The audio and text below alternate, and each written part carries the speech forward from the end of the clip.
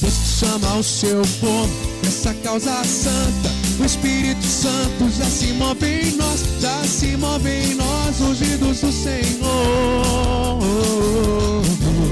É o pastor juntando ovelhas, esse avivamento, sinal dos tempos, novo Pentecoste, fogo santo do Consolador.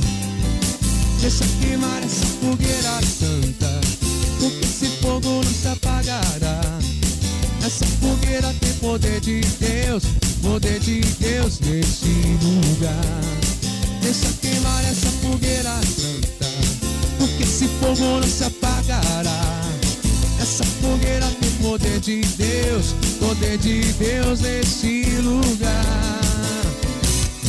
A nossa arma é oração e o poder de Deus, Ele vai na frente, toda a sua glória. Ele é vitória e eu sou vencedor. E foi com oração que Elias pôde abrir o céu. Fogo foi caindo, o poder do alto, acendendo o altar, o fogo do Senhor. Deixa queimar essa fogueira santa, porque esse fogo não se apagará. Essa fogueira tem poder de Deus nesse lugar. Deixa queimar essa fogueira santa, porque esse fogo não se apagará. Essa fogueira tem poder de Deus nesse lugar.